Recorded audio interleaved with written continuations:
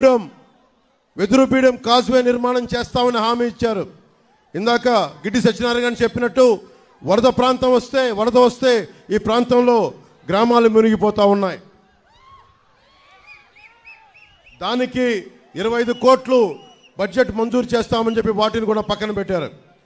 2022 July 6న Godavari వరదల సమయంలో ఊడిముడి లంక ఆ సమీపంలోని లంక గ్రామాల్లో జగన్ పర్యటించి అక్కడ ప్రజలకి గ్రామాలు నది కోత గురవుతున్నాయి, శాశ్వత పరిష్కారం చూపిస్తానని చెప్పి 30 కోట్లు ఖర్చు పెడతామని ఈ రోజుకి ఒక్క పైసా కూడా ఖర్చు పెట్టాల.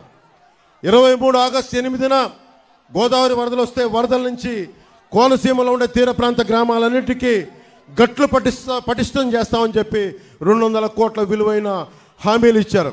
ఈ రోజుకి ఒక్క పైసా పని చేయలేదు.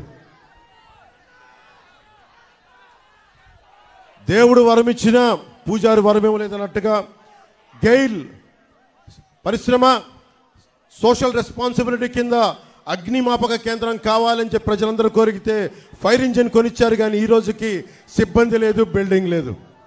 ఇలాంటి ప్రభుత్వం మనకి కావాలా? ఆంధ్రప్రదేశ్కి కావాలా? లేదా మీకు ఉద్యోగాలు ఇవ్వని ప్రభుత్వం, ఆడబిడ్డలకి భద్రత లేని ప్రభుత్వం, ధరల్ని రైతాంగానికి గిట్టుబాటు ధర ఇవ్వని ప్రభుత్వం, ఈ ప్రభుత్వం కావాలా లేదా అనేది మీరు ప్రతి ఒక్కరూ ఈరోజు ముందు కాకుండా ఇంటికి వెళ్ళి మీరందరూ ఒక సమాలోచన చేసి మీరు నిర్ణయం తీసుకోండి.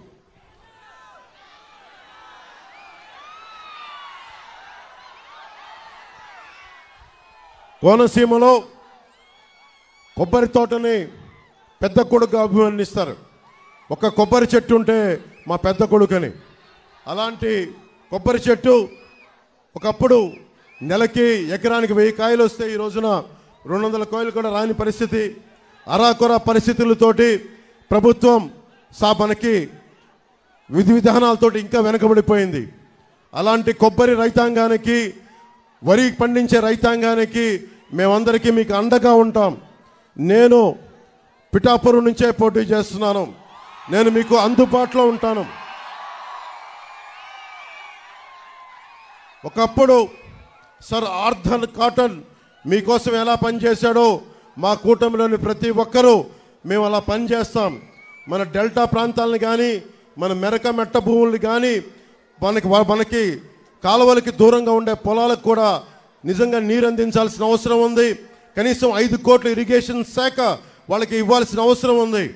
ఎందుకంటే వాళ్ళకి లిఫ్ట్ ఇరిగేషన్ చేసి దూరంగా ఉండే పొలాలకి డబ్బులు ఇద్దాం 5 కోట్లు కూడా రిలీజ్ చేయలేకపోయారు. సొంత డబ్బులతోటే పాపం రైతాంగం కష్టపడుతూ ఉంది. ఇలాంటి పరిస్థితుల్లో ఉండే రైతాంగానికి మేమందరం భద్రత తీసుకొని అమలాపురం తర్వాత కోనసీమ అమలాపురం పార్లమెంట్లో ఉండే రైతాంగాన్ని సమూలంగా ప్రతి ఒక్కరికి కూడా మేము మీకు అండదండలుగా ఉంటాం. మేము మీకు రక్షిస్తాం, మిమ్మల్ని మీ అందరికీ అండదండలుగా ఉంటామని తెలియజేస్తా ఉన్నాం.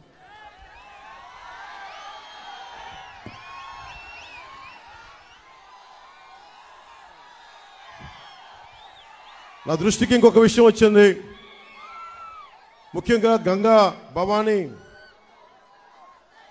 గంగా బోండాలు అంటారండి, చాలా పెద్ద ఎక్కువ నీళ్ళు వస్తాయి. అలాంటి గంగా బోండాలు ఏ కోనసీమకు అయితే ఉద్దేశింపబడిందో ఆ గంగా బోండాల రకం మొక్కలు ఇక్కడ దొరకట్లా. ఎక్కడెక్కడో ఉండే వైసీపీ నాయకులకి మటుకు వేలాది మొక్కలు వెళ్ళిపోతున్నాయి. ఇక్కడ ఒక్క మొక్క కోనసీమ రైతాంగానికి కావాలంటే చాలా ఆంక్షలు పెడుతున్నారని మా దృష్టికి వచ్చింది. గంగా బోండం, ఈ కొబ్బరి బోండాలు మొక్కలు ఇక్కడ రైతాంగానికి వచ్చేలాగా మేము చాలా బలమైన చర్యలు తీసుకుంటాం ప్రభుత్వం రాగానే.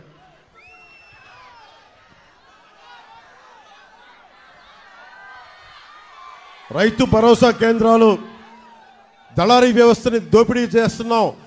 ఆర్బీకే సెంటర్స్ అండగా ఉంటాయని తెలియజేసుకుంటే, ఆర్బీకే సెంటర్స్ కాకినాడలో ఉండే ఒక మాఫియా డాన్ కుటుంబం దగ్గరికి వెళ్ళిపోయినాయి. ఆ మాఫియా డాన్ ఎవరో తెలుసు మీకు. ఆ మాఫియా డాన్తోనే మేము పోరాడుతున్నాం. జగన్ పెట్టుకున్న మాఫియా డాన్ని తగలేసి తరిమేసే వరకు మేము నిద్రపోం. ఖచ్చితంగా వాళ్ళందరినీ పనిష్మెంట్ చేస్తాం. ఖచ్చితంగా చట్టపరంగా వారికి చర్యలు తీసుకుంటాం వాళ్ళందరికీ.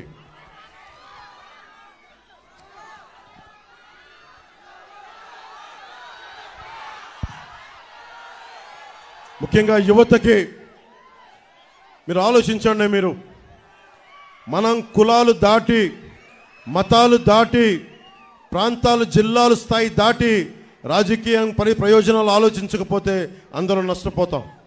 ఈరోజు నిజంగా నాకు సరదా కాదు. ఇందాక పెద్దలు చంద్రబాబు గారు చెప్తున్నట్టుగా నేను వస్తే నా కులం నాయకుల చేత తిట్టిస్తారు, బీసీ నాయకుల చేత తిట్టిస్తారు, ఎస్సీ నాయకుల చేత తిట్టిస్తారు. అందరూ ఎస్సీ నాయకులు తిట్టట్లా, అందరూ బీసీ నాయకులు తిట్టట్లా, అందరూ కాపు నాయకులు తిట్టట్లా. ఒకళ్ళో ఇద్దరు ఉన్నా, నేను కాదంటలా. కానీ ఇవన్నీ నేను ఎందుకు పడుతున్నానంటే మా అక్క చెల్లెళ్ళు కన్నీళ్లు తుడవటానికి, మా యువతకి ఉపాధి అవకాశాలు రావడానికి. ముఖ్యంగా చూడండి, ఎస్సీ నియోజకవర్గాల్లో నేను లండన్లో అంబేద్కర్ భవన్కి వెళ్ళాను.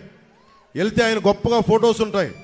ఆయన పేరు మీద చంద్రబాబు నాయుడు గారు అంబేద్కర్ విదేశీ విద్యా పథకం చేస్తే, విధానాన్ని తీసుకొస్తే అవి తీసేసి జగనన్న విదేశీ విద్యా పథకం అని చెప్పి దానికి కూడా డబ్బులు ఇవ్వలేదు. మేము రాగానే ఆ పేరు తీసేసి అంబేద్కర్ గారికి గౌరవం ఇచ్చేలాగా, ఆ జై భీమ్ అన్న దానికి గౌరవం ఇచ్చేలాగా అంబేద్కర్ విదేశీ విద్యా పథకాన్ని తిరిగి తీసుకొస్తాం. మనస్ఫూర్తిగా చెప్తా ఉన్నాను. ముఖ్యంగా పరిశ్రమలు రావాలి ఇక్కడికి. మనకి ఇంత గొప్ప కొబ్బరి ఉంది, ఇక్కడ పంట ఉంది, దానికి అనుబంధ పరిశ్రమలు లేవు. నిజంగా కేరళ లాంటి చోట్ల ఆ కొబ్బరి పీచుని రోడ్లకి ఒక లేయర్గా వాడతారు. దాని మీద బోల్డ్, మన అంబాజీపేటలో జాతీయ పరిశోధనా కేంద్రం ఉన్నా కానీ దాని ఫలితాలను మనం వాడుకోలేకపోతున్నాం.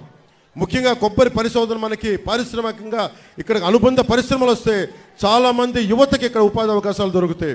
ఐటీ పరిశ్రమలను తీసుకొస్తున్నాం. నిన్న చంద్రబాబు గారు మేము అనుకున్నట్టుగానే చెప్పారు, సభలో కూడా చెప్పారు, వర్క్ ఫ్రమ్ హోమ్. మీ తల్లిదండ్రులను వదిలేసి మీరు ఎక్కడికి వెళ్ళాల్సిన అవసరం లేదు. ఇక్కడ మన పీ గన్నవరంలోనే ఉండి, మన ఇళ్లలోనే ఉండి మీరు విదేశ మార్గం సంపాదించుకునేలాగా, మీకు జీతాలు వచ్చేలాగా ఆ పరిస్థితిని మేము తీసుకొస్తాం. అలాగే నేను కోరుకుంటుంది కూడా, నేను నా కోసం చేయట్లేదు ఇదంతా. నేను సినిమాలు చేస్తే నేను కోట్లు సంపాదించుకునే జీవితం నాది.